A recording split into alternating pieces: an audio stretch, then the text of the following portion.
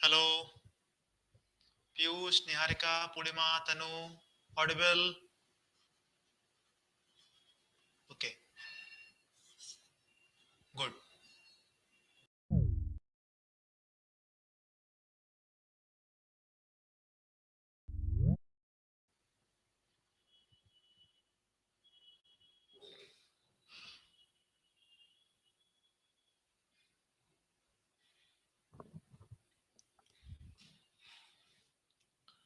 Last class में हम लोगों ने बात की थी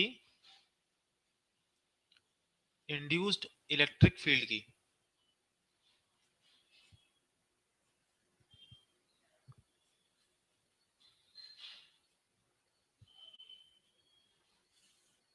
है ना?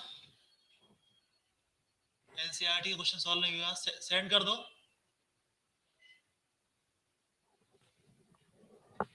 सेंड कर दो इसी पे।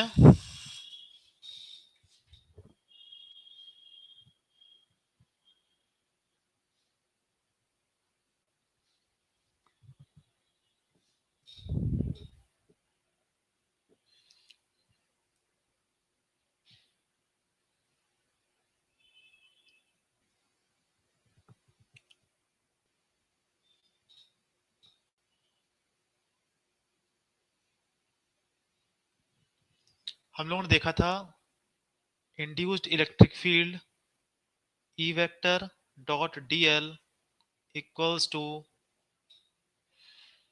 D phi upon dt। याद आया? इस तरीके से इंड्यूस्ड इलेक्ट्रिक फील्ड, ये याद आया सभी को? पीयूष, निहारिका, पूर्णिमा, तनु, बताओ बेटा, लास्ट क्लास का। है ना? अब देखो क्या हुआ। हमने सीख लिया था कि अगर मैग्नेटिक फील्ड वेरी करेगा तो वहां पर क्या आ जाएगा? इंड्यूस्ड इलेक्ट्रिक फील्ड आ जाएगा।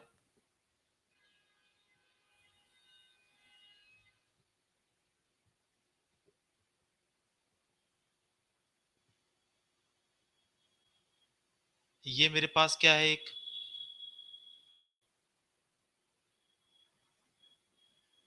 रीजन है, आर रेडियस है। इस रेडियस में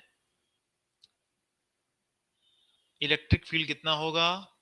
ई।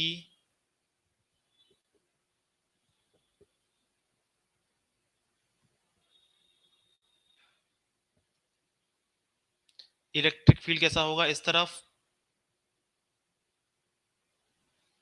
जिस तरफ करंट आती है उसी तरफ क्या होती है? इलेक्ट्रिक फील्ड होता है। मैंने बताया था आपको इलेक्ट्रिक फील्ड कितना, 2 pi R. E dot D l गया, E 2 pi R equals to d phi upon D T. कितना हो जाएगा?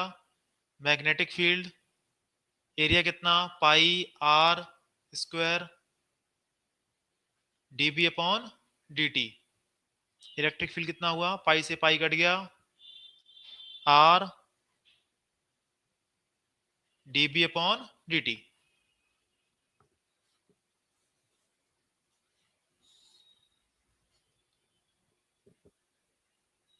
बताओ, यहां तक सभी को समझ में आ गया था?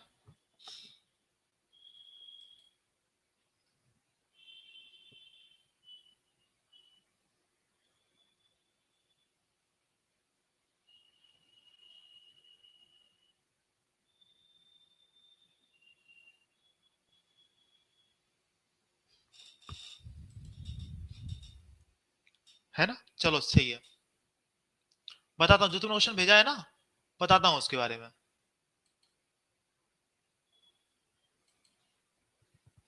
वो क्वेश्चन एसएचएम का है। देखो क्या हुआ। जैसे हम लोग पढ़ते थे, एसएचएम में पढ़ते थे, a proportional to minus x, a equals to minus omega square x पढ़ते थे। ये क्या होती थी? लीनियर एसएचएम होती थी। अगर हम बात करें एंगुलर एसएचएम की, तो जहां पर एक्सीलरेशन आता है वहां पे क्या जाएगा, angular acceleration alpha proportional to, यहाँ पे क्या है डिस्प्लेसमेंट, यहाँ पे क्या आ जाएगा angular displacement minus omega square theta. ठीक है, तो ये इसमें होता है, अंतर होता है, डिफरेंस होता है एंगुलर एसएचएम और लीनियर एसएचएम में। लीनियर एसएचएम में सॉल्व करते हैं फोर्स की इक्वेशन से, और जब एंगुलर एसएचएम होने वाली होती है तब सॉल्व करते हैं टॉर्क की इक्वेशन से। जैसे देखो क्या हुआ कि ये मैग्नेटिक फील्ड था, इसमें क्या रखी है, एक कॉइल रखी है, इसका एम वेक्टर ये है, मैग्नेटिक फील्ड ये है, बीच का एंगल कितना है थीटा। तो ये टॉर्क क्या करेगा, इसको घुमाने की कोशिश करेगा, है ना, घुमाने की कोशिश करेगा इस तरफ इस तरफ।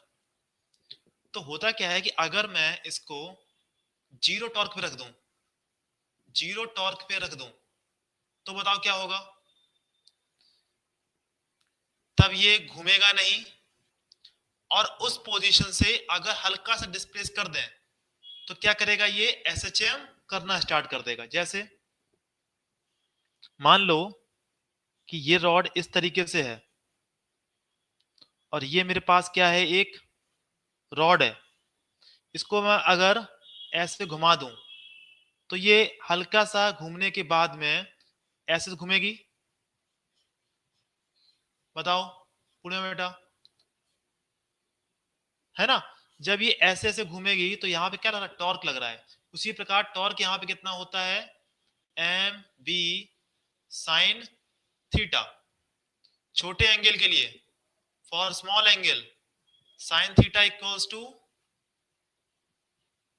Theta M B theta. Torque कितना होता है, आई अल्फा, यानी अल्फा कितना हुआ, M B upon I into theta. Alpha proportional to theta, किसकी कंडीशन बन गई देखो, एसएचएम की। यहां पर जो आपने घुमाया इस तरफ, टॉर्क लग रहा है इसको अपोजिट डायरेक्शन में, साइन कैसा आएगा, नेगेटिव। जो ये कांस्टेंट होता है वही क्या होता है, ओमेगा स्क्वायर, कितना हो गया, एम बी अपॉन आई। आई क्या है, मोमेंट ऑफ इनर्शिया, एम क्या है, मैग्नेटिक डायपोल मोमेंट, बी क्या है, मैग्नेटिक फील्ड। अब आ गया समझ में।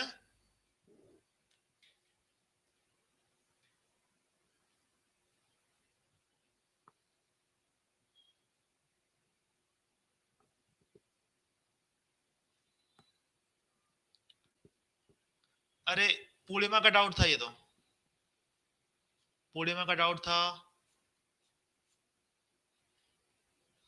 ये मैंने बताया था ना पहले, एक बार आपको बताया था इस तरीके से, याद करो, टॉर्क के बारे में बताया था। टॉर्क घुमाता है ना इस तरीके से, इसको ऐसे घुमाया मैंने, तो टॉर्क कहाँ घुमा रहा है इसको, मैंने इसको फोर्सफुली टॉर्क लगा के इसको ऐसे घुमा के रख दिया, तो ये किसको कहाँ घुमाएगा, इसको अपोजिट घुमाएगा, तो ये इस तरीके से घूमता रहेगा। एक मैं आपको पिक्चर दिखाता हूं,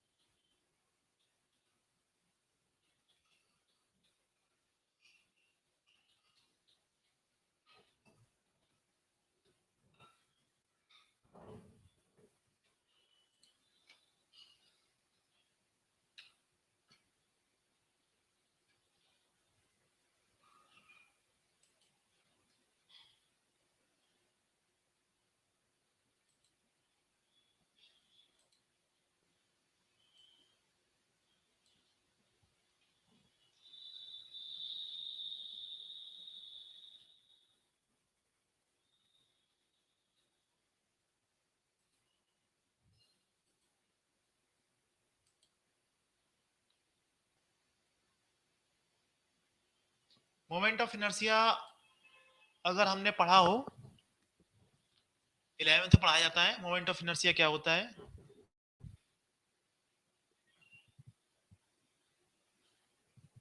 हाँ वैसे ही एम आर स्क्वायर, किसी पार्टिकल के लिए किसी के अबाउट घूम रहा है तो कितना होता है एम आर स्क्वायर।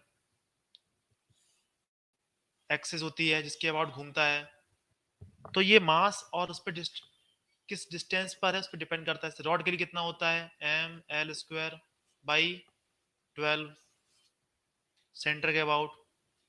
ऐसे बहुत सारे होते हैं, रिंग का होता है सेंटर के अबाउट एम आर स्क्वायर।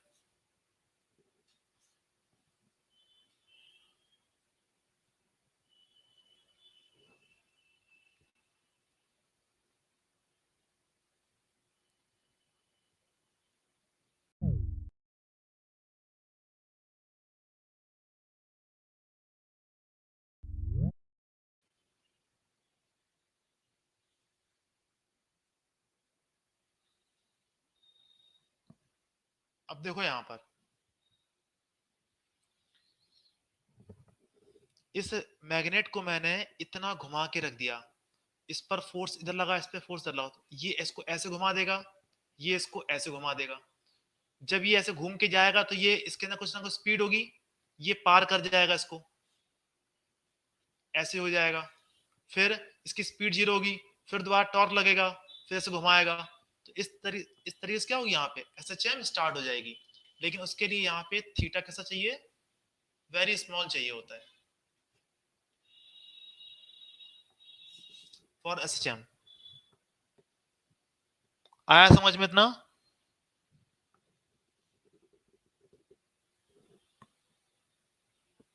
चलो सही है।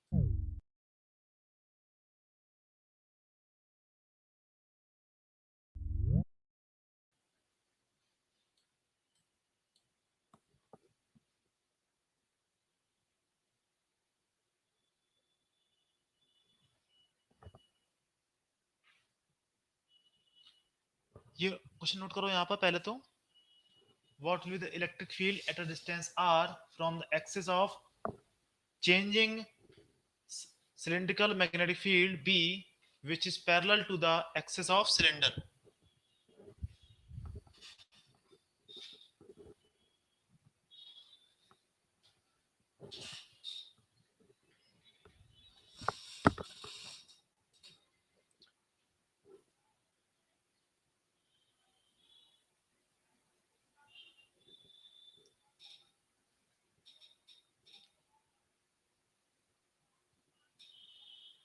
नोट हुआ। देखो अब देखो यहां पर क्या बोल रहा है वो, एक सिलिंड्रिकल रीजन है,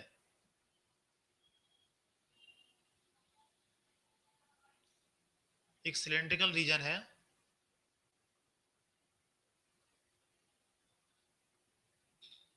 इस सिलिंड्रिकल रीजन में क्या है मैग्नेटिक फील्ड है।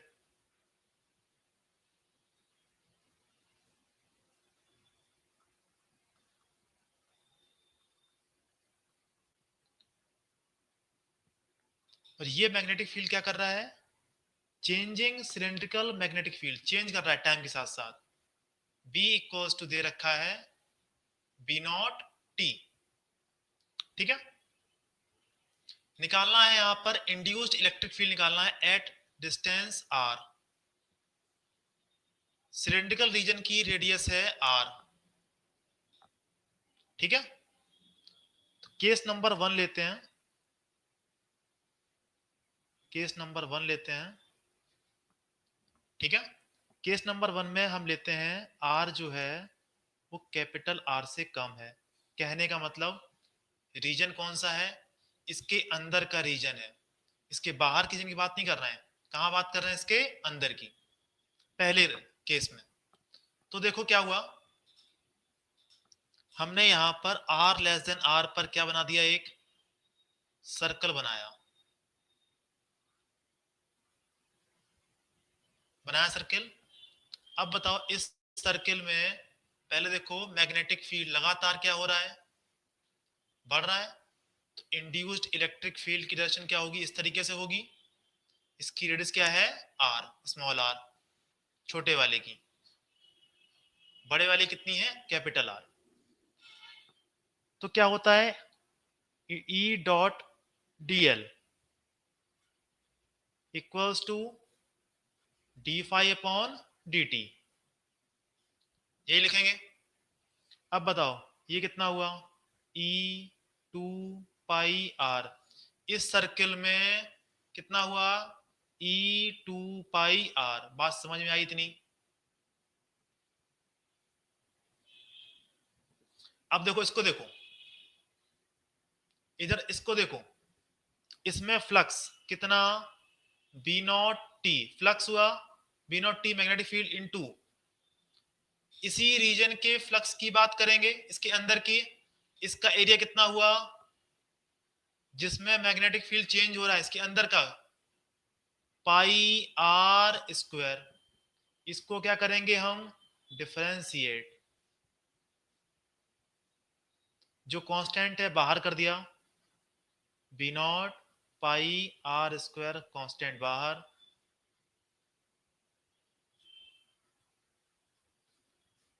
कितना हो गया, E two pi R equals to B not pi R square. एक आर से एक आर कट गया, पाई से पाई कट गया, इलेक्ट्रिक इंड्यूस्ड इलेक्ट्रिक फील्ड आया B not R upon two. क्या बताओ समझ में आया हम लोगों को, आया इंड्यूस्ड इलेक्ट्रिक फील्ड समझ में आया, इतनी वैल्यू आएगी, यहां से आर डिस्टेंस पर इतनी होगी।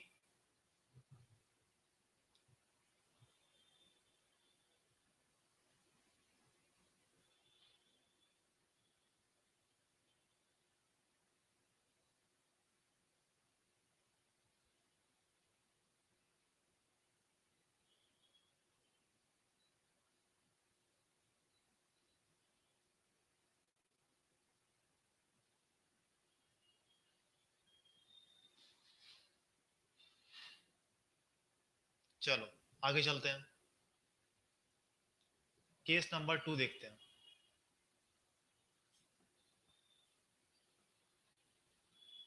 ये देखो मेरे पास सिलेंड्रिकल रीजन है,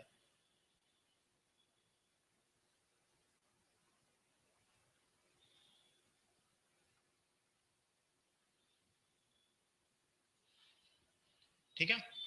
इस सिलेंड्रिकल रीजन में मैग्नेटिक फील्ड इस तरीके से लगा रखा है मैंने,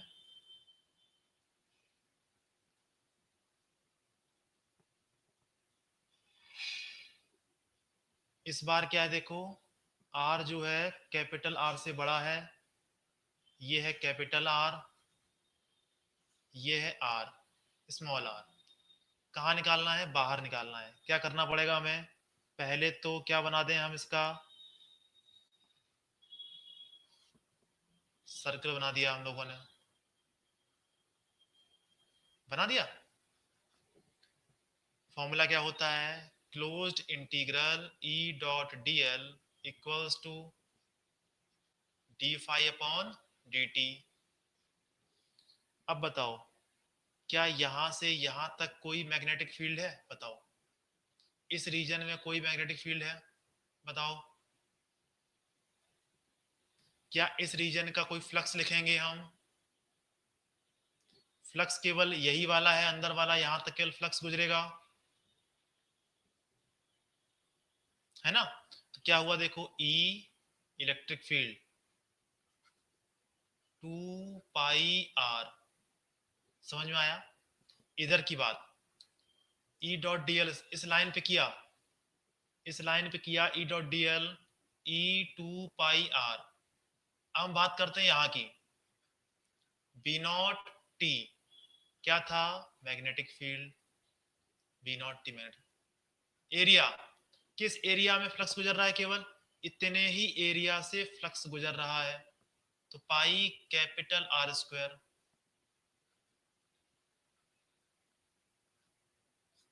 आया समझ में? जो कांस्टेंट है बाहर कर दो।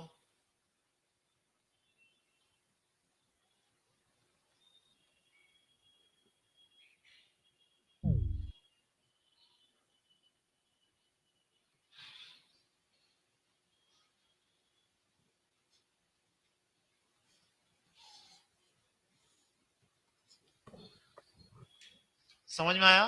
बाहर क्या होगा इस रीजन में? इंड्यूस इलेक्ट्रिक फील्ड क्या होगा, अंदर क्या होगा? दोनों समझ में आ गए केस?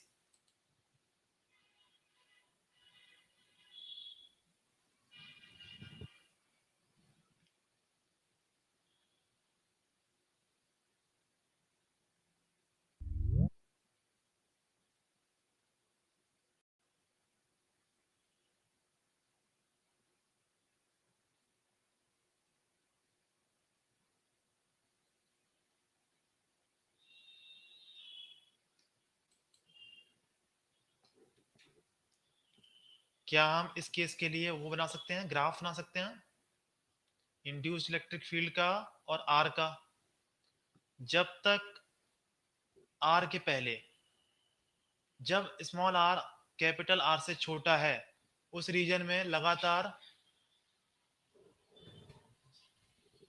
हाँ तो अपन कर दो,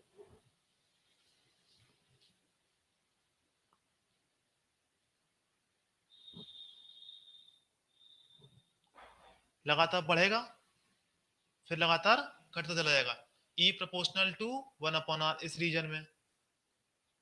यहाँ पे क्या है, ई प्रोपोर्शनल टू आर। आया समझ में? यहाँ क्या आया था, ई बी नॉट, देखो क्या आया था, B not R upon to,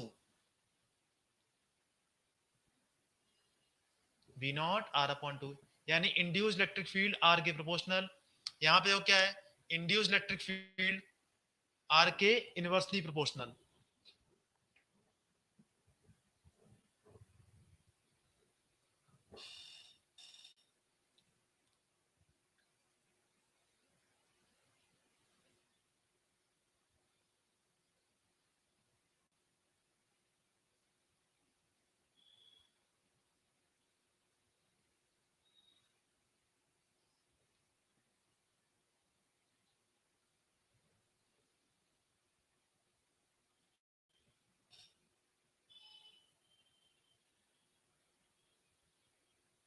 ठीक है, चलें आगे।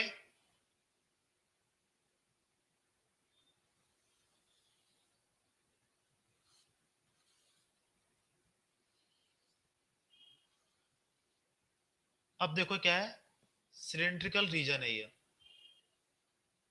सिलेंड्रिकल रीजन है जहां पर टाइम वेरिंग क्या है, मैग्नेटिक फील्ड है।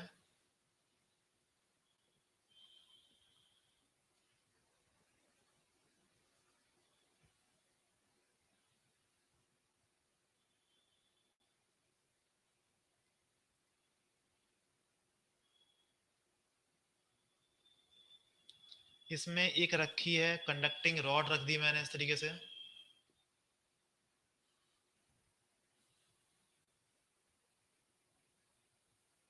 सेंटर पर, सेंटर इसका ये रहा,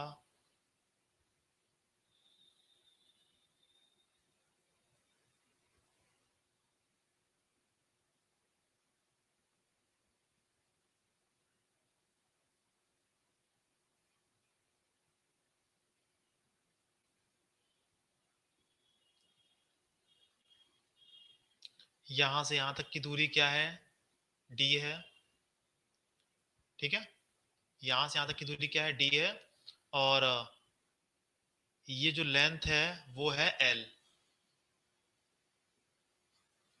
पूछा गया इस रॉड के अक्रॉस पोटेंशियल डिफरेंस क्या होगा। फाइंड आउट मैग्नेटिक फील्ड क्या है, B naught T. Find out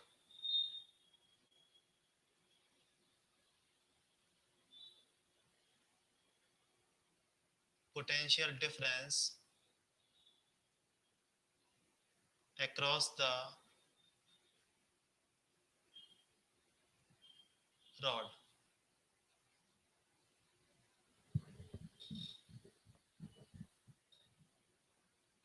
कैसे सोचेंगे बताओ।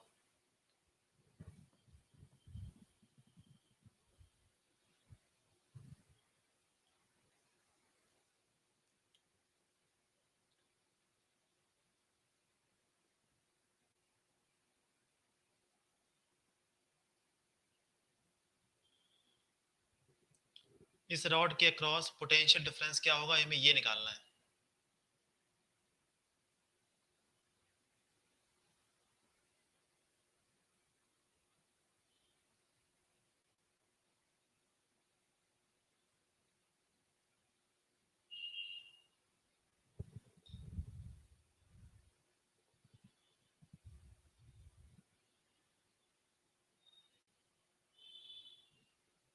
देखो क्वेश्चन समझ में आप लोगों को आया, बताओ पहले तो। क्वेश्चन क्लियर हुआ आप लोग। इस रॉड के अक्रॉस पोटेंशियल डिफरेंस क्या होगा, हमें ये निकालना है। बताओ पहले तो।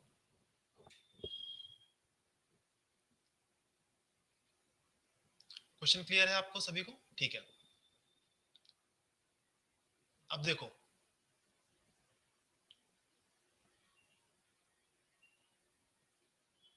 मैं ऐसे क्या कर रहा हूं, छोटे छोटे सर्कल बना रहा हूं।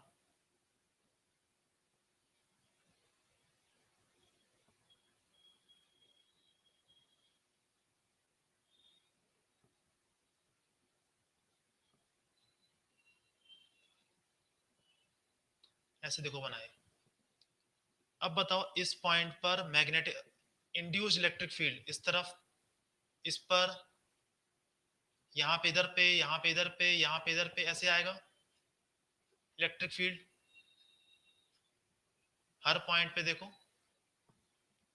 डायरेक्शन ऑफ इलेक्ट्रिक फील्ड इस तरीके से होगा। यहाँ पे देखो इस तरीके से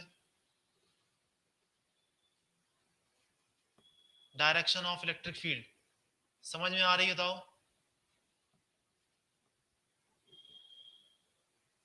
टेंजेंशियल होगा, इतना समझ में आया, ठीक है।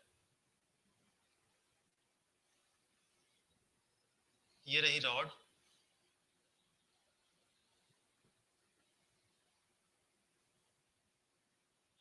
मैंने यहां से कुछ लिया एंगल थीटा, इलेक्ट्रिक फील्ड यहां पर, ये लिया मैंने छोटा एक एलिमेंट, इलेक्ट्रिक फील्ड ये है, डी एक्स ये है, ठीक है। अब बताओ इस छोटी से बीच में डीवी पोटेंशियल डिफरेंस क्या होगा। ये थीटा, ये कितना होगा 90 माइनस थीटा, तो ये कितना हो जाएगा थीटा।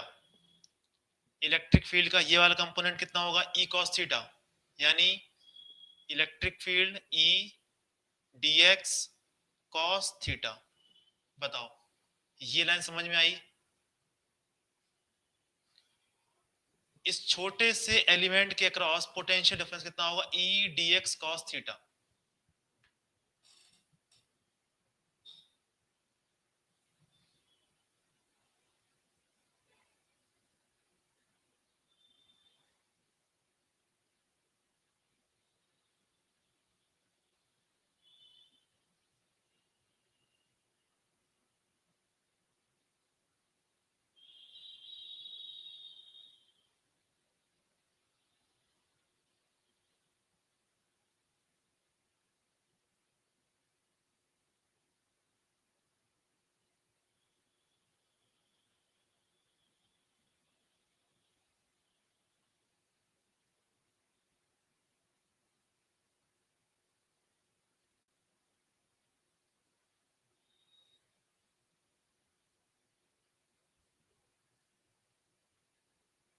आ गया सभी को समझ में? ठीक है, अब देखो यहाँ पर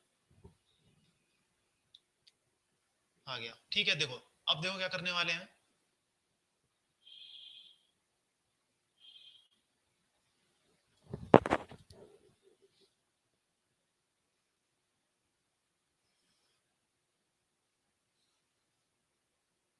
ये है डी, ये है थीटा, यहां से यहां तक की दूरी कितनी हो जाएगी? D upon cos theta.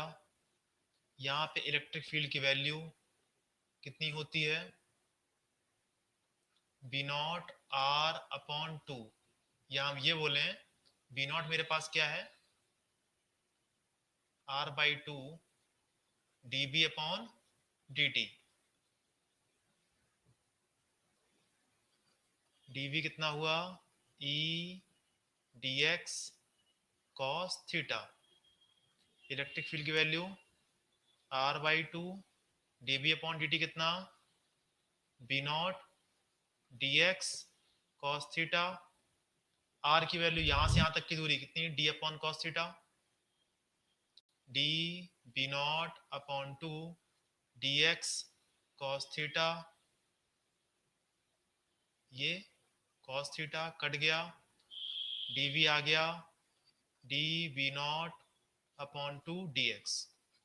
अब बताओ क्या करते हैं इसका हम? इंटीग्रेशन। क्या हो जाएगा? D B not upon two D X का इंटीग्रेशन कहां से कहां तक? इस पॉइंट से इस पॉइंट तक कितनी लेंथ हो जाएगी? D B naught by two L. ये आ गया, पोटेंशियल डिफरेंस आ गया। बताओ समझ में आया क्या? एक एक लाइन देखो समझ में आ रही है? E D x cos theta, electric की वैल्यू रखी मैंने कितनी? R B naught by two. R क्या होगा? सेंटर से यहां तक की दूरी कितनी? ये डी है तो ये कितना हो जाएगा? D upon cos theta. इतना आ गया। इंटीग्रेशन ऑफ डी एक्स मतलब मुझे चाहिए यहां से यहां तक की लेंथ चाहिए, कितनी है वो दे रखी मैंने? L. D B naught L upon two. तो डेल्टा वी आ गया D B naught L upon to.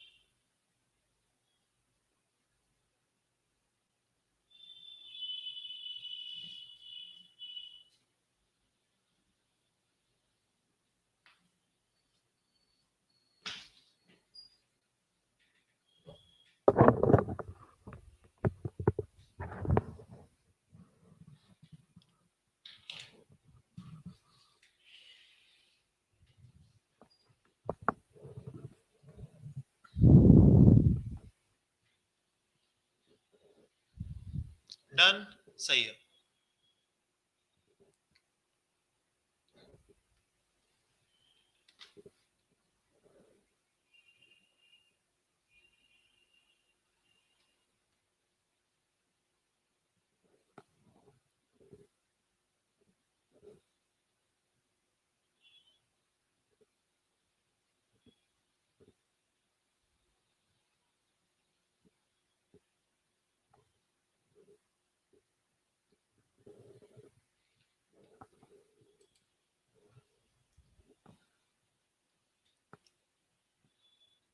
देखो क्या होने वाला है, ये क्वेश्चन बहुत अच्छा दे रहा हूं आपको।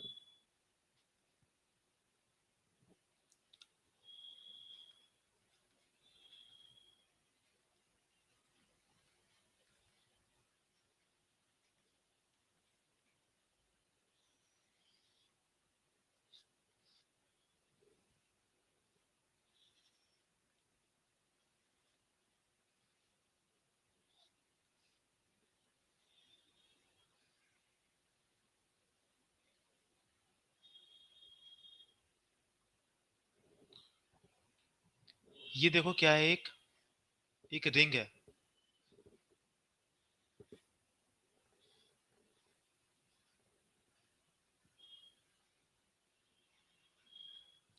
जिस पर चार्ज दे रखा है Q। पूरी रिंग पर चार्ज है, पूरी रिंग पर चार्ज है Q।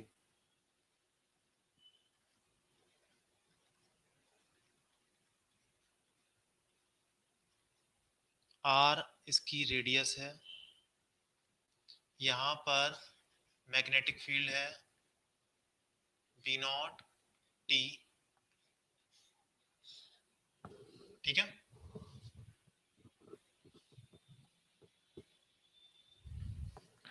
और इसका मास है m, इसका मास m है।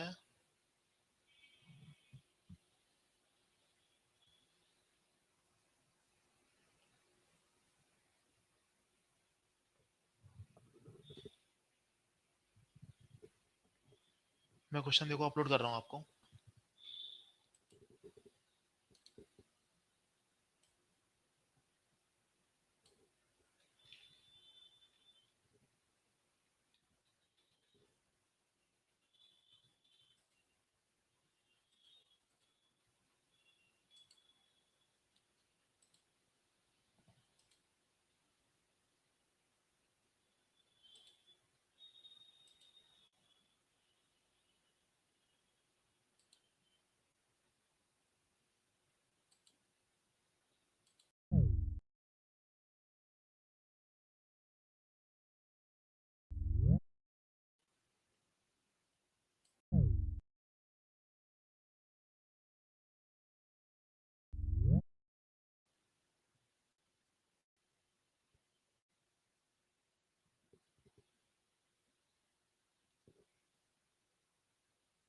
ठीक है, क्वेश्चन नोट करो ये वाला। A thin non-conducting ring of mass m carrying a charge q, पूरे चार्ज कितना है q, can rotate freely about its axis, इस एक्सिस के अबाउट घूम सकती है वो। At t equals 0 the ring was at rest and no magnetic field was present. Then suddenly a magnetic field B was set perpendicular to the magnetic field. Find the angular velocity acquired to the ring. कहने का मतलब क्या हुआ, पहले यहाँ पर magnetic field नहीं था, एट t इक्वल्स टू 0 अचानक एक मैग्नेटिक फील्ड दिया गया B। तो इसके ऊपर क्या होगा ये सोचना है पहले तो। ठीक है,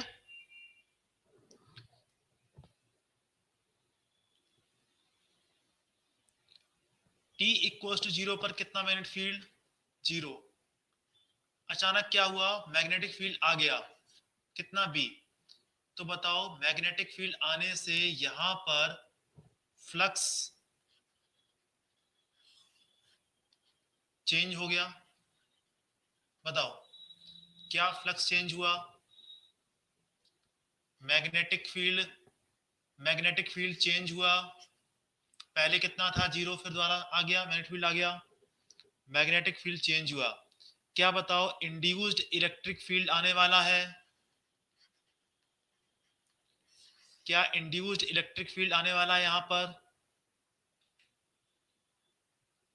अगर इलेक्ट्रिक फील्ड आएगा, अगर इलेक्ट्रिक फील्ड आएगा तो इस नॉन कंडक्टिंग रिंग पे चार्ज है, इस चार्ज पर क्या लगेगा, टेंजेंशियली, टेंजेंशियली क्या लगेगा, फोर्स लगेगा और उसको घुमा देगा क्या,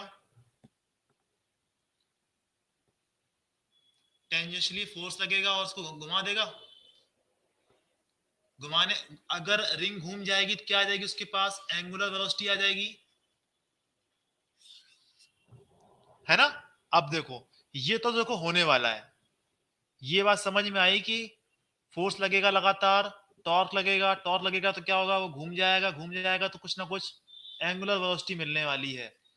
पूछा गया ये इनिशियल एंगुलर वेलोसिटी क्या होगी, बताओ।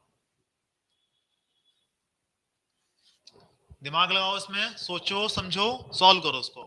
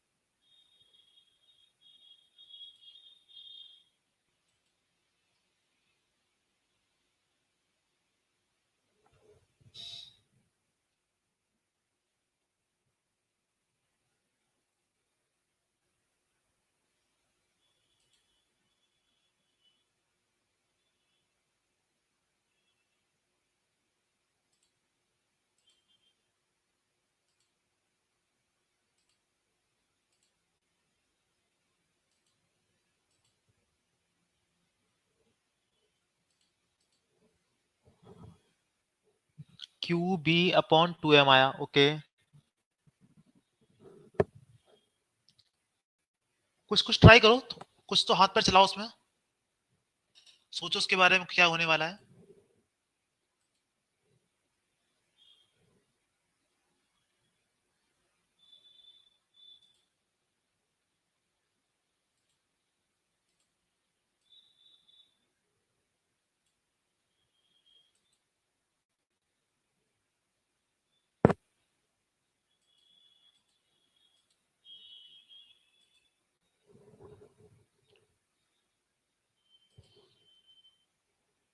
अल्फा आया है। ओके, चलो सही है, ट्राई किया, अच्छी बात है। अब मैं सॉल्व सॉल्व कराता हूँ इसको।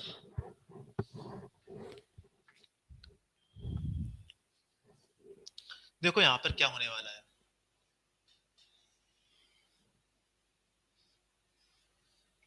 ये है देखो रिंग, इस पर है चार्ज पॉजिटिव, रिंग है नॉन कंडक्टिंग।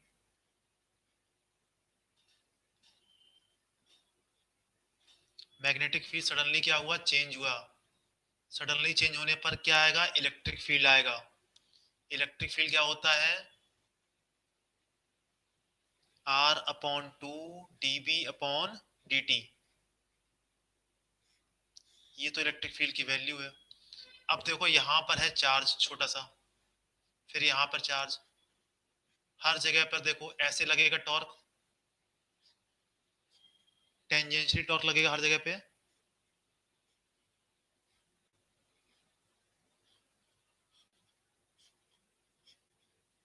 है ना।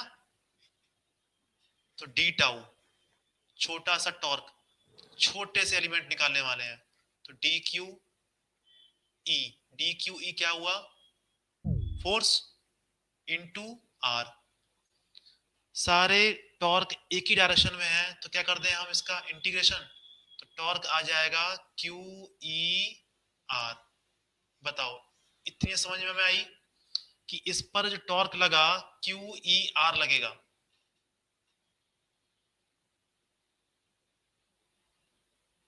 क्यू ई आर, क्यू रहने दो, ई की वैल्यू रख देते हैं R square by two D B upon D T. ये हो गया टॉर्क, ठीक है। Tau D T equals to Q R square by two D B. कर देते हैं इसका इंटीग्रेशन। बताओ ये क्या लिखा हुआ है, F integration F D T क्या होता है, एंगुलर इम्पल्स। उसी प्रकार टाउ डी टी क्या होता है, एंगुलर इम्पल्स। कितना होता है, आई ओमेगा। याद आया। तो टाउ डी टी की वैल्यू क्या होगी, पहले इसका कितना इम्पल्स था, पहले रेस्ट में था, तो पहले एंगुलर मोमेंटम कितना था इसका, जीरो। बाद में इसका एंगुलर मोमेंटम कितना हो जाएगा, I omega. I omega equals to हुआ q R square by two integration d B. पहले कितना मैग्नेटिक फील्ड था, जीरो, बाद में कितना हो गया, बी।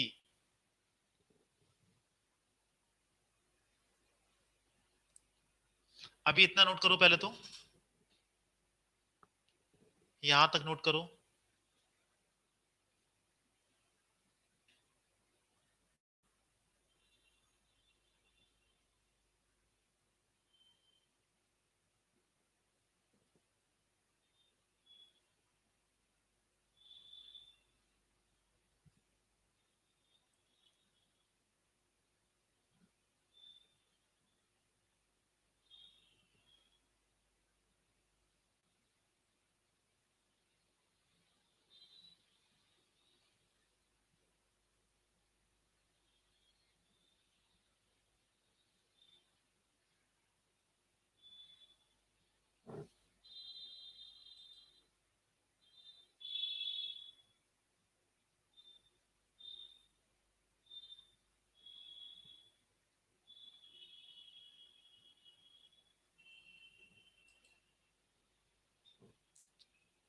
हो गया नोट?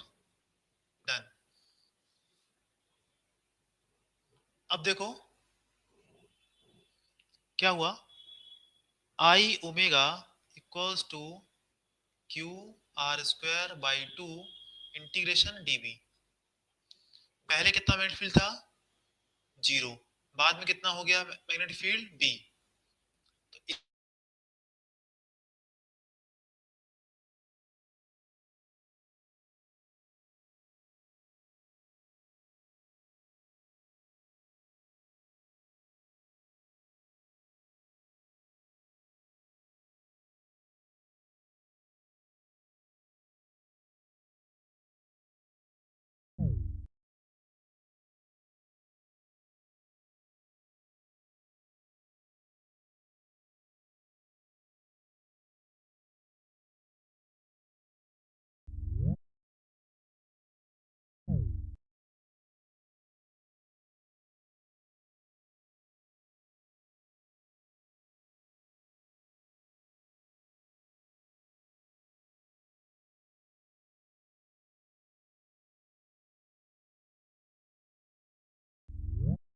तो कितना होगा इसका मोमेंट ऑफ इनर्शिया? रिंग का कितना होता है? M R square. ओमेगा हमें निकालना है। ओमेगा कितना हुआ देखो, आर स्क्वायर से कट गया, q B upon two m आ गया। पवन तुम्हारा आंसर बिल्कुल सही था, वेरी गुड, बहुत तेज, बहुत अच्छे। कैसे कर लिया इतनी जल्दी?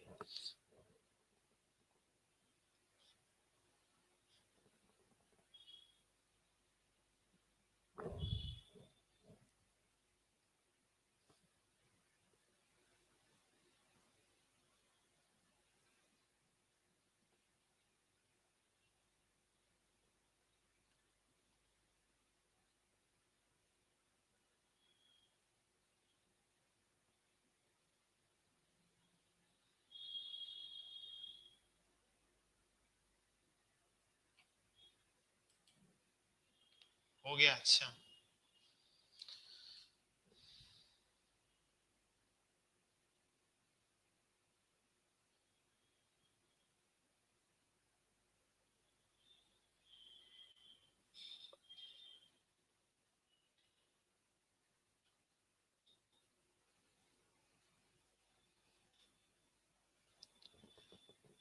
चलते हैं आगे।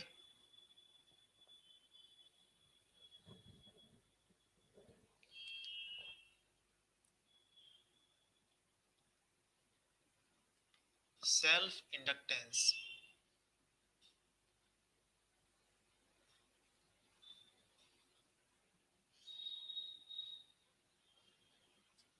सेल्फ इंडक्शन पढ़ने वाले हैं हम लोग, ठीक है। पहले समझते हैं कि आखिरकार क्या है ये, भला क्या है। तो अभी तक हम इतना समझ पाए कि जहां पर फ्लक्स चेंज होगा वहां क्या होगा, इंड्यूस्ड ईएमएफ आएगा। और जहां पर इंड्यूस्ड ईएमएफ आएगा, अगर सर्किट क्लोज हुआ तो इंड्यूस्ड करंट आ जाएगी, जो क्या करेगी, इस फ्लक्स के चेंज होने का अपोज करेगी। इतना सबको पता है ना, जिसको क्या बोलते हैं, ईएमआई बोलते हैं, इलेक्ट्रोमैग्नेटिक इंडक्शन बोलते हैं। अगर फ्लक्स बढ़ रहा होगा तो करंट क्या करेगी, घटाएगी। अगर फ्लक्स घट रहा है तो करंट क्या करेगी, इसको बढ़ाने की कोशिश करेगी। जो हो रहा है उसका अपोज करेगी। यहां तक हमें फंडा एकदम क्लियर है। तो अब देखते हैं जरा,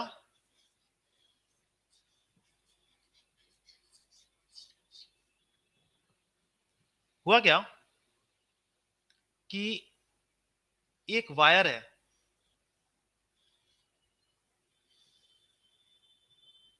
इसमें करंट बह रही थी, करंट फ्लो कर रही थी इसमें, इस तरीके से करंट जा रही है। करंट एकदम कांस्टेंट है, करंट कांस्टेंट है। तो बताओ इसके अंदर जो फ्लक्स होगा क्या वो भी कांस्टेंट होगा? है ना, करंट कांस्टेंट, फ्लक्स भी कांस्टेंट, इतनी बात क्लियर है। अब क्या हुआ, करंट को हमने सोचा कि बढ़ाया जाए। इंक्रीज किया जाए। तो जैसे ही इंक्रीज करेंगे वैसे ही फ्लक्स बढ़ना स्टार्ट करेगा। जैसे ही फ्लक्स बढ़ना स्टार्ट करेगा इसके अंदर तुरंत एक ऐसी करंट आना स्टार्ट हो जाएगी जो इसके अपोजिट डायरेक्शन में होगी। मतलब इसमें ऐसी करंट एक आएगी जो इसका अपोज करने वाली है। बात समझ में आई?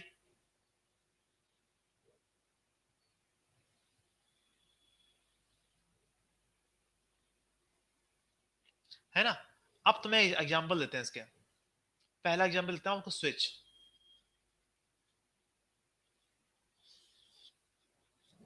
स्विच को बहुत क्लोजली ऑब्जर्व करो, और आपके पास अगर ओपन स्विचेस बोर्ड में नहीं लगा है तो स्विच आप अगर क्लोज करते हैं और ऑन करते हैं, ऑन और ऑफ करते हैं, तब देखा है एक स्पार्क होता है। बताओ, ऑन या ऑफ करने पर स्पार्क होता है। बताओ वजह क्या हुई, सोचो उसके बारे में, वजह क्या होगी?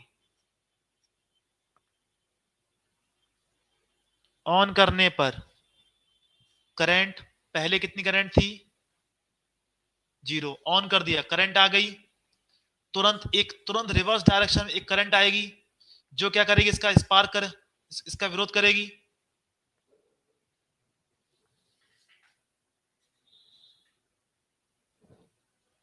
झटके से करंट आती है ना, एकदम बहुत तेजी से करंट आती है। टाइम कैसा होता है? बहुत कम होता है टाइम। जैसे ही इसको ऑन करते हैं, ऑन करने में हम बहुत कम टाइम लेते हैं। dt जो है, टाइम कैसा है? बहुत कम। फ्लक्स कैसा हुआ? बहुत ज्यादा तेज चेंज हुआ। करंट उस समय तेजी से करंट आती है पीछे की तरफ। उसी प्रकार देखो, जब ऑफ करते हैं, करंट फ्लो हो रही, अचानक कितनी हो गई? जीरो। बात समझ में आ रही है? तो तेजी से फ्लक्स, बहुत हैवी अमाउंट में चेंज होता है फ्लक्स, इसीलिए वहां पर स्पार्क होती है।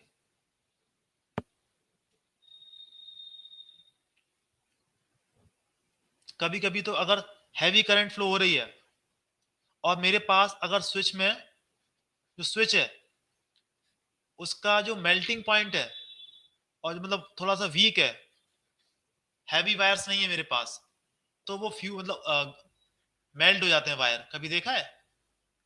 वायर मेल्ट हो जाते हैं कभी कभी स्विच ऑन ऑफ करने पर। बोलते हैं कि वो मतलब डैमेज हो गया है, फूक गया है, ऐसा बोलते हैं ना।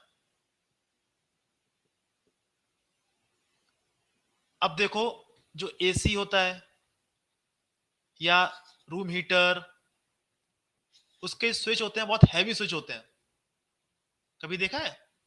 और फैन के स्विच हल्के स्विच होते हैं। अब बताओ, रीजन समझ में आया? एसी वाले स्विच हैवी क्यों होते हैं? ताकि जब करंट उनकी वापस आए तो उनके स्विच उस करंट को झेल पाए, इसलिए होते हैं वो।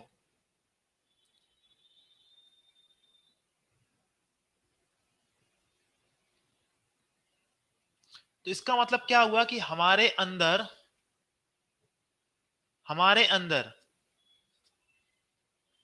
करंट अगर बढ़ना स्टार्ट कर दी तो हमारे अंदर भी क्या होगा, एक रिवर्स डायरेक्शन में एक करंट आना स्टार्ट हो जाएगी जो उसका अपोज करेगी।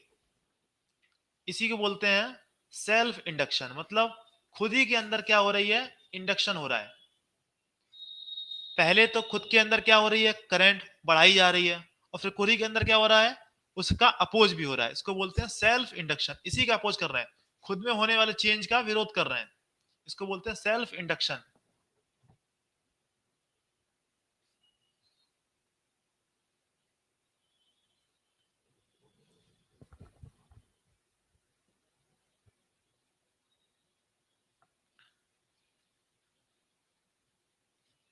एग्जाम्पल देखते हैं इसके।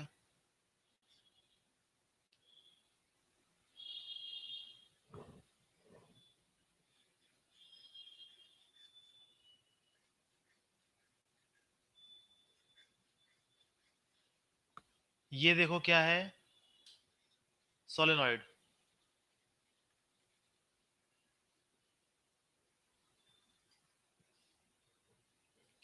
इसके अंदर करंट, क्या इसकी वजह से इसका खुद का मैग्नेटिक फील्ड होगा? अगर हम करंट को चेंज करेंगे तो इसके अंदर क्या आएगा? एक इंड्यूस्ड ईएमएफ आने लगेगा। अगर इस वायर के अंदर हम करंट को चेंज कर दें तो इसके खुद के अंदर एक इंड्यूस्ड ईएमएफ आ जाएगा। इसको बोलते हैं सेल्फ इंडक्शन। मतलब खुद ही के अंदर क्या कर रहे हैं, करंट बढ़ा रहे हैं, तो खुद ही के अंदर क्या हो रहा है, एक इंड्यूस्ड ईएमएफ आ जा रहा है ना। चलो, अब आपका एक टास्क है कि आप लोग को मुझे कुछ इसके एग्जांपल दो सेल्फ इंडक्शन के। सोचो समझो बताओ, सेल्फ इंडक्शन के मुझे एग्जांपल दो।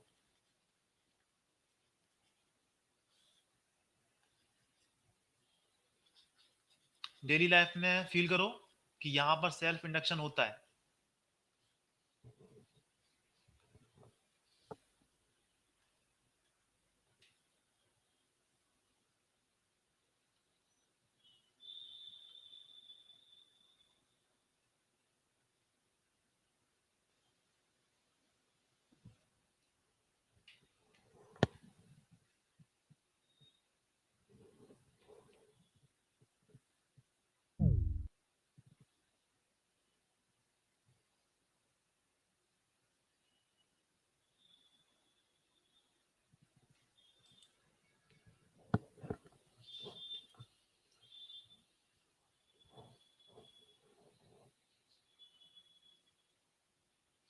घर के जितने वायर से सभी में होगा सेल्फ इंडक्शन।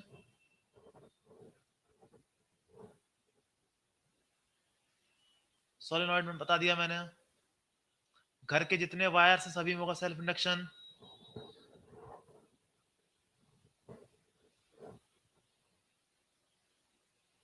जहां पर करंट तेजी से चेंज हो जाए, जहां जहां पर करंट तेजी से चेंज करें वहां पे।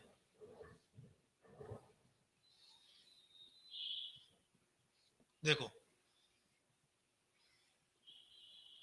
एक वायर है, सर्कुलर वायर है, यहां पे हम करंट को बढ़ाएं तो बताओ इस वायर के अंदर क्या इंड्यूस्ड ईएमएफ आएगा? सही है, एसी जनरेटर, है ना।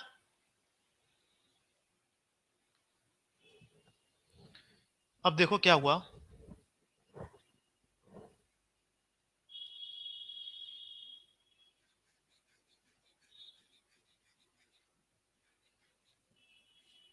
ये करंट है आई,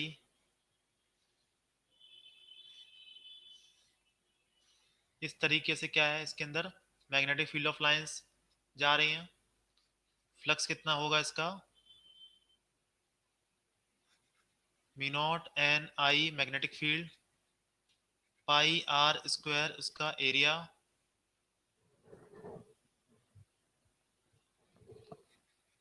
तो क्या हुआ देखो, mu not n pi R square into आई।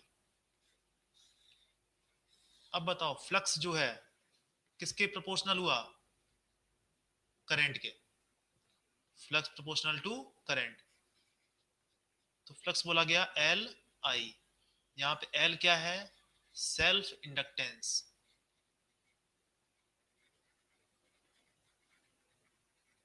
कब का केस? जब खुद के अंदर करंट चेंज कर रहे हैं और खुद ही के अंदर देख रहे हैं कि हाँ इसमें कितना इंडक्टेंस होने वाला है।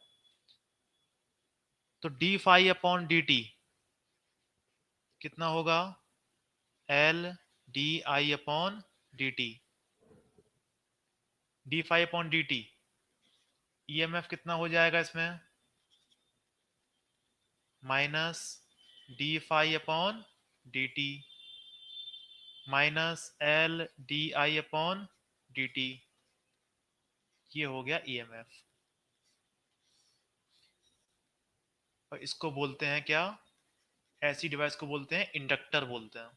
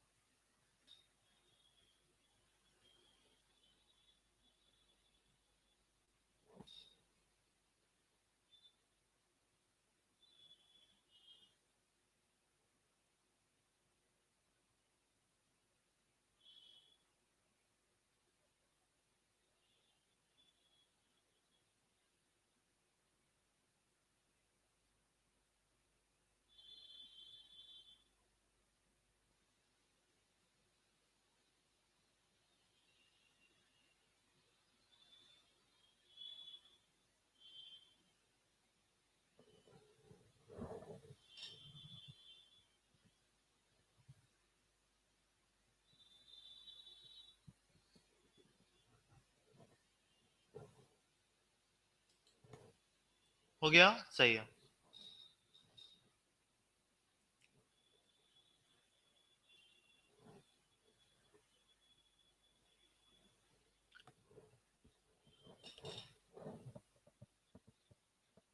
Self inductance of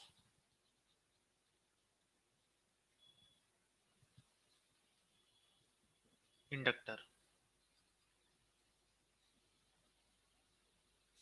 of solenoid देखते हैं पहले तो। चलो निकालो सोलेनॉइड का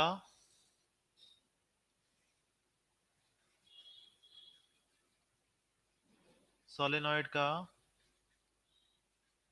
सेल्फ इंडक्टेंस कितना होगा। किसी भी उसके लिए निकालने के लिए क्या करते हैं, एक आप करंट दे दो, उसके खुद के अंदर क्या निकालते हैं, उसकी वजह से फ्लक्स निकालते हैं। फ्लक्स प्रोपोर्शनल टू देखते हैं आई, जो कांस्टेंट होगा वो क्या हो जाएगा, सेल्फ इंडक्टेंस हो जाएगा। ठीक है, तो निकालो यहां पर इस सोलेनॉइड का सेल्फ इंडक्टेंस एल क्या होगा।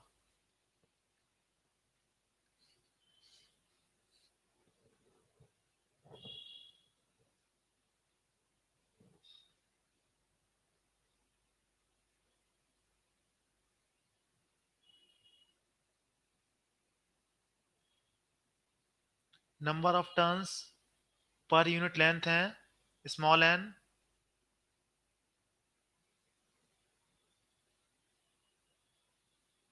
क्रॉस सेक्शनल एरिया ले लो आप कैपिटल ए,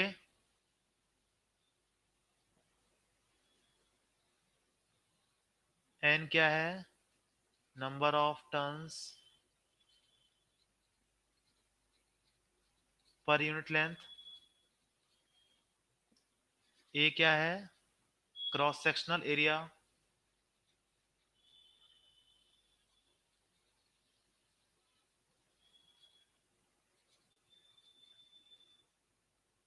लेंथ है इसकी एल,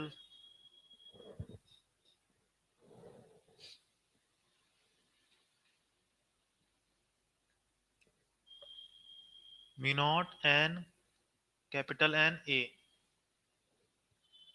एल दे रखी मैंने लेंथ।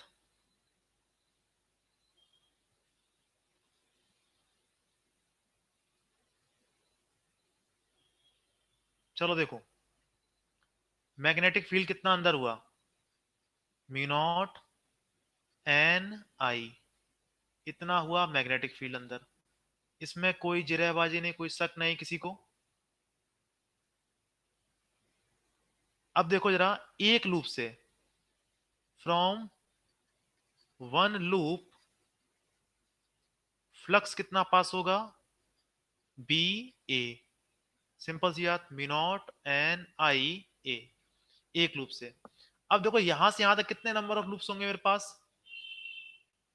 यहां से यहां तक कितने नंबर ऑफ लूप्स होंगे मेरे पास,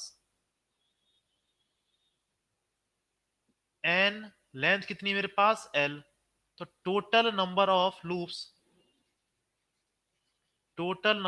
लूप्स हुआ कितने, एन इंटू एल, फ्लक्स कितना हुआ टोटल,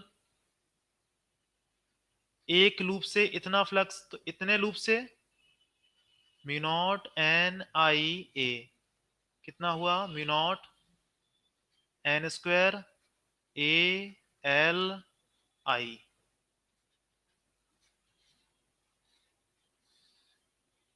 इंडक्टेंस कितना हुआ, mu not n square A L, आ गया, इंडक्टेंस आ गया अपने पास।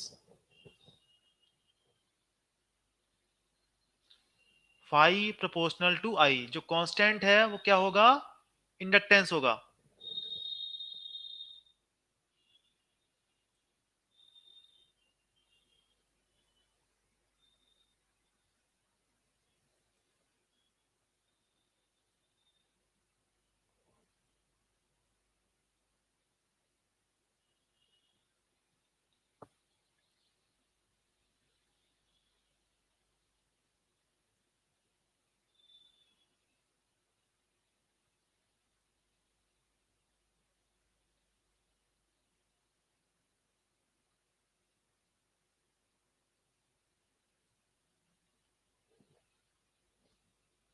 इंडक्टेंस का सिंबल होता है एल, कितना आया, mu not n square A L. अब बताओ इंडक्टेंस जो है क्या फाई पे डिपेंड करता है, क्या आई पे डिपेंड करता है, या फिजिकल कंडीशन पे डिपेंड करता है? बताओ। ना आई पे डिपेंड करता है, ना आई पे डिपेंड करता है, किस पे डिपेंड करता है, फिजिकल कंडीशन पे। मतलब उसका एरिया क्या है, लेंथ क्या है, पर यूनिट लेंथ उसके कितने टर्न्स हैं, इस पे डिपेंड करता है।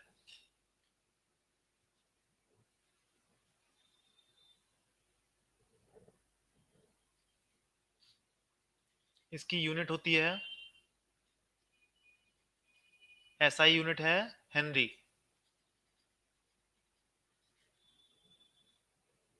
एसआई यूनिट है हेनरी है।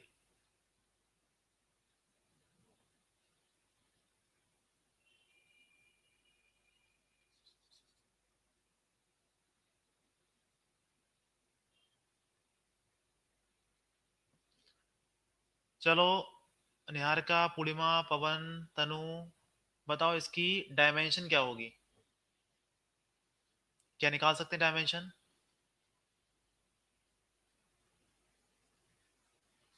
इस एल की इंडक्टेंस की डायमेंशन क्या होगी? चलो फाइंड आउट करो। डायमेंशन निकालना आता है, बताओ।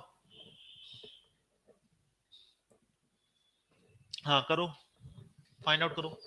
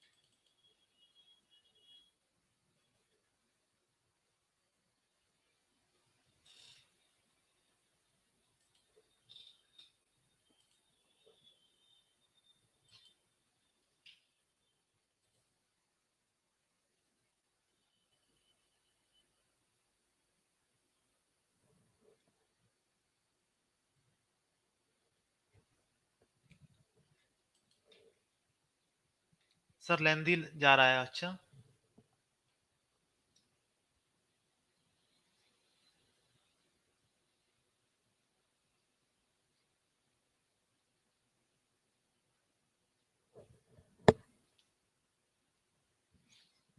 हमें ध्यान रखना, डायमेंशन निकालने के लिए हमेशा एक ऐसा फॉर्मूला यूज करना जिसमें क्या आता हो, फोर्स आता हो या एनर्जी आता हो। अगर इस प्रोसेस से जाओगे ना तो हमेशा आपको कम टाइम लगेगा।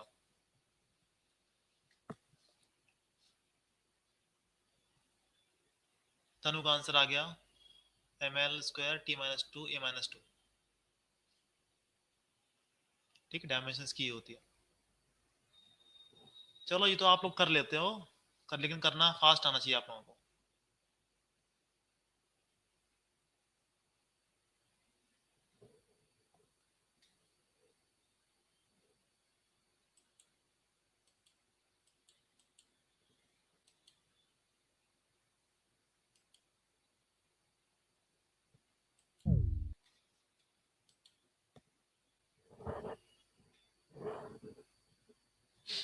अब देखो इंडक्टेंस निकालना आ गया, कितना होता है।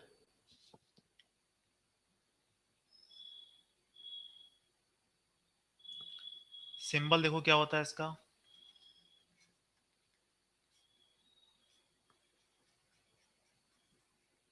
ये होता है सिंबल।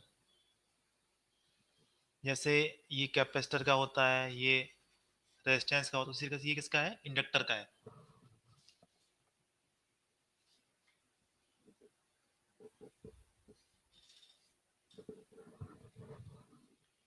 ईएमएफ कितना होता है इसके क्रॉस,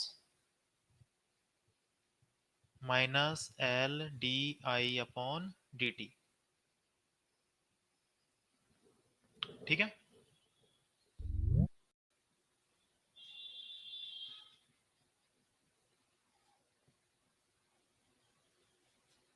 अब देखो, अब सीखने वाले हैं, पोटेंशियल डिफरेंस सीखने वाले हैं।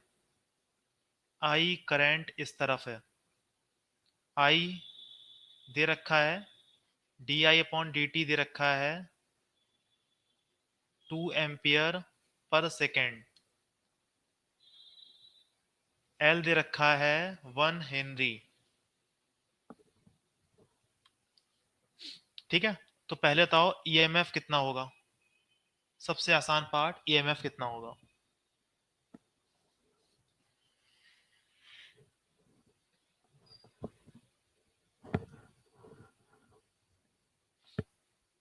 तुरंत सभी का answer, L D I upon D T. कितना आया ईएमएफ, कितना आया, 1 इंटू 2, सभी का आ गया 2। अब देखो जरा कैसे लिखते कैसे हैं इसको।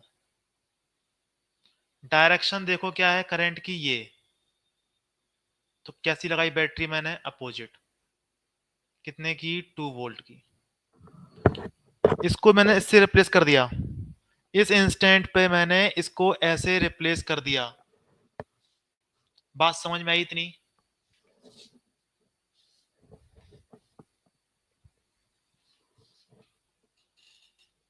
कहने का मतलब क्या है, ये हाई पोटेंशियल होगा, ये लो पोटेंशियल होगा, करंट जा रही है इस तरफ, रेजिस्टेंस नहीं है ये, रेजिस्टेंस नहीं है। ठीक है। क्या है, इंडक्टर।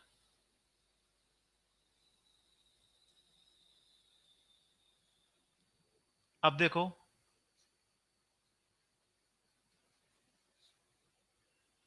करंट जा रही है इस तरफ,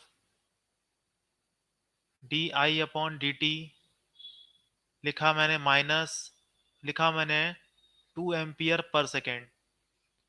पहली चीज देखो, D I upon D T लिखा है नेगेटिव, इसका मतलब क्या है, करंट घट रही है।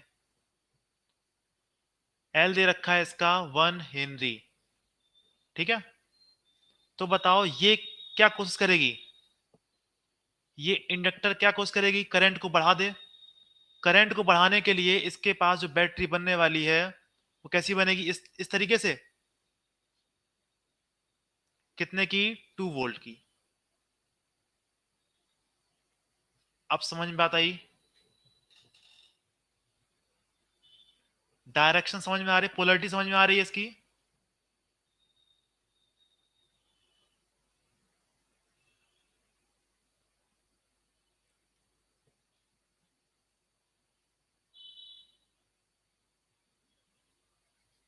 एक नोट लिखो, चलो अभी नहीं, लिखवाते हैं, बाद में लिखवाते हैं।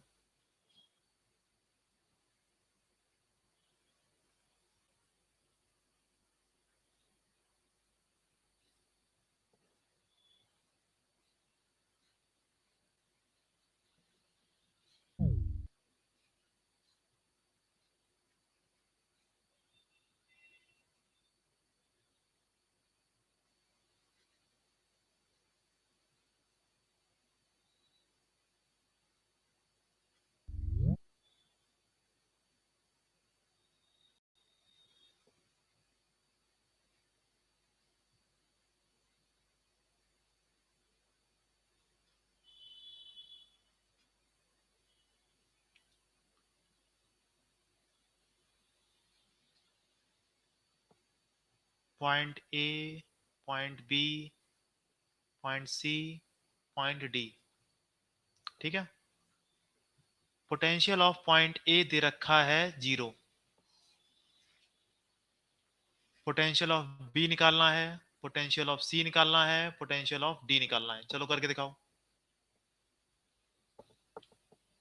ट्राई करो अपने एंड से पहले एक बार, कैसे करेंगे इसको।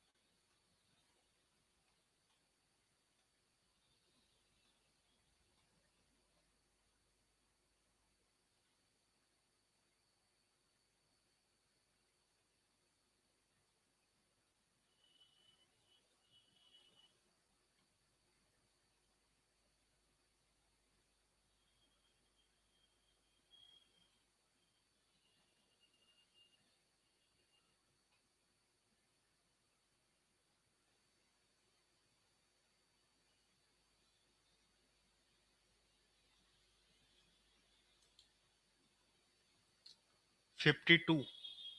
ओके देखते हैं, करंट इस तरफ जा रही है, इसको देखो मैं ऐसे बनाने वाला हूँ, देखो D I upon D T one, L कितना 1, तो इसका पोटेंशियल कितना हुआ 1, इसको ऐसे बनाया।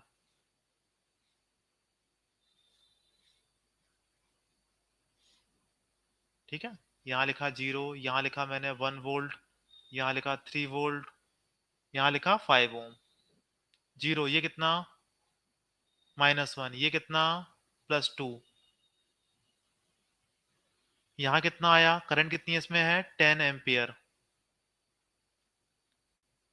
करंट की डायरेक्शन में जाने पर, करंट की डायरेक्शन में जाने पर रेजिस्टेंस में घट जाते हैं।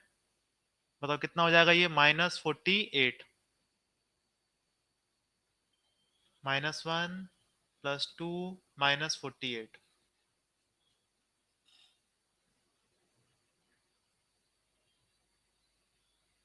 आया समझ में, भूल गए क्या करंट।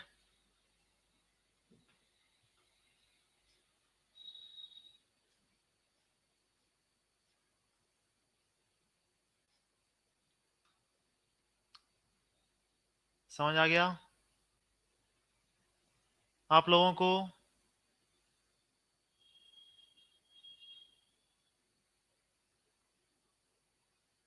आ गया।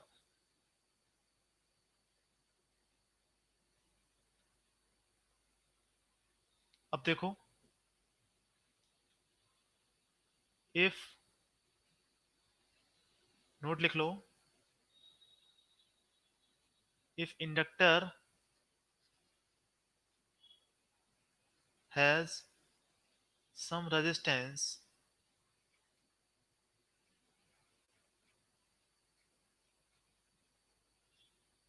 और ऐसे बना हुआ है,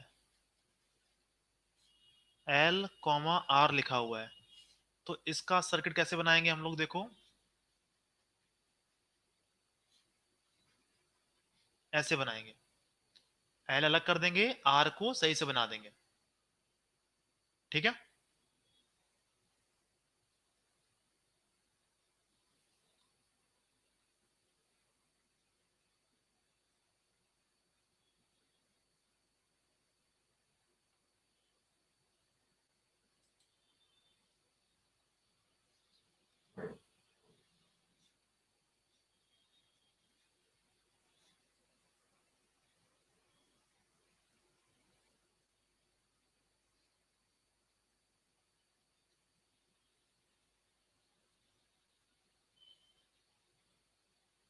एल है इसका 1 हेनरी, आर है 1 ओम। केस 1, इसका पोटेंशियल है 0, इसका पोटेंशियल है वी ए लिख देता हूं, ठीक है। 3 पार्ट। आई पहले में है कांस्टेंट, दूसरे में आई है इंक्रीज कर रही है d I upon D T, और आई की वैल्यू है 2 एम्पियर।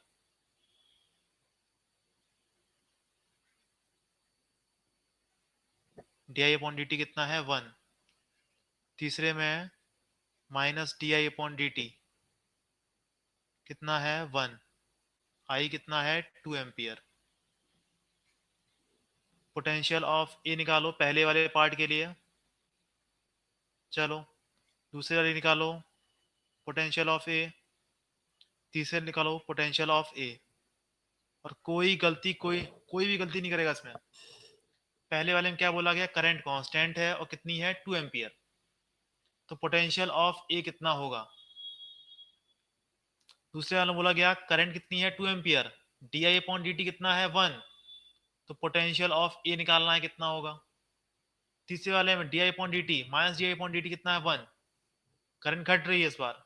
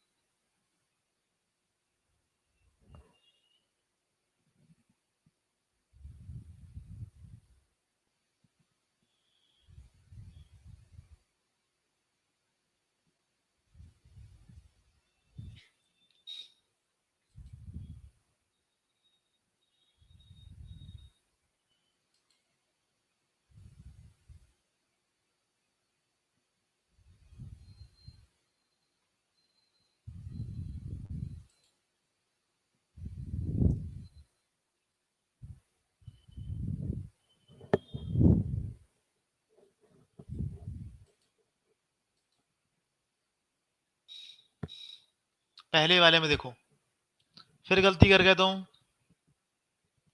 करंट की डायरेक्शन में जाने पर पोटेंशियल में घट जाते हैं। देखो D I upon D T पहले वाले में constant, D I upon D T कितना हुआ 0। L D I upon D T current constant है तो ये पूरा कितना हो जाएगा 0। यहां से चले यहां से पोटेंशियल डिफरेंस कितना मिलेगा 0 मिलेगा। कितनी करंट है 2। यहाँ कितना हो जाएगा देखो -2। पहले वाले में आया -2। दूसरे वाले में देखो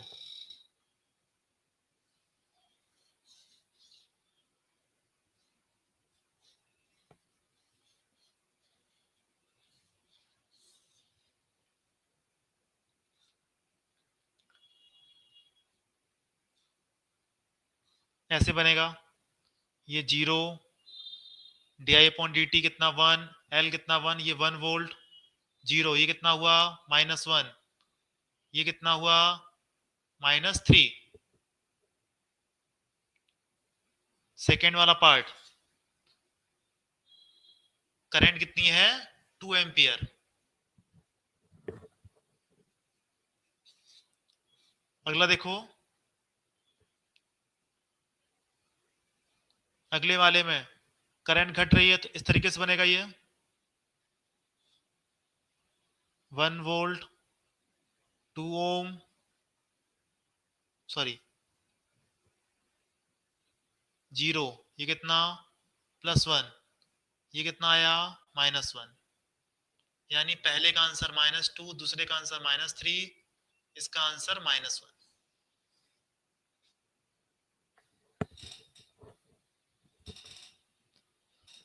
आ गया समझ में।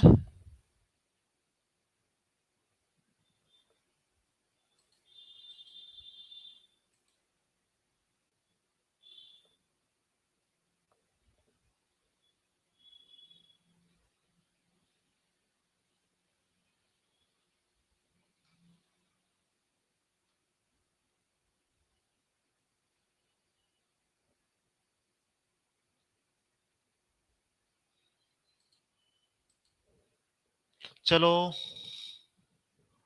कल के लिए ऑल द बेस्ट, एग्जाम के लिए, टेस्ट के लिए।